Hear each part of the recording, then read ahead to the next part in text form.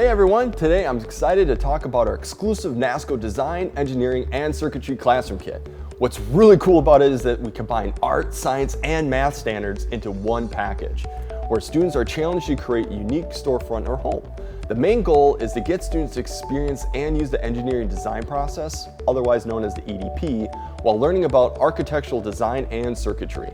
The best part is that the activities can be changed or altered based on the age and capabilities of your students. It does cover K through 12, and since it does cover such a large grade span, there's a teacher prep and overview that breaks down the student objectives, assessments, and extension activities specific to grade levels. So let me kind of walk you through the student experience. The first thing that is covered is the EDP. We want students to understand how they can be problem solvers and equip them with the tools to tackle and solve future challenges. If you use something different other than what's written in the teacher guide, like the 5E model, that's okay. The intention is to build foundational skills of how to solve a problem. The next thing covered is understanding circuitry. And keep in mind that this is usually covered by upper elementary and older students. Younger elementary students would generally skip this part and jump into the next phase, which is starting the main project. Building a storefront to a business and or home using a combination of geometry and measuring skills. After they create their building, older students will use what they learned about circuitry to add LED lights to it, just like a normal building would have lighting. So there's plenty of activities where students can work in groups or individually, including extension ideas for additional learning opportunities. And then at the end, students will present their solutions.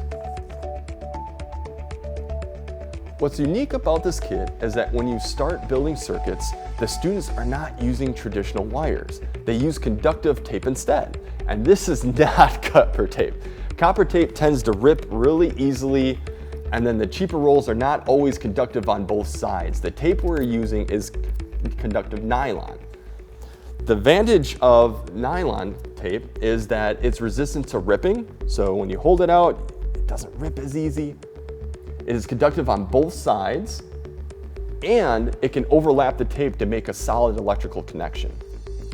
There are templates for students to practice building series and parallel circuits with electrical components. Students will be using button batteries, conductive tape, and LEDs. After practicing, students will then be able to apply what they learned to the storefront or home. Here's an example of how a student might set up the circuits in their design.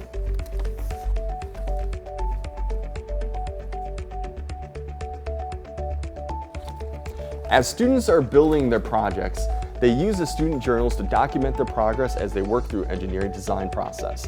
There are also age-appropriate rubrics and pacing guides to assist with the lesson planning. At the end of the project, students share their creative solutions with the whole class.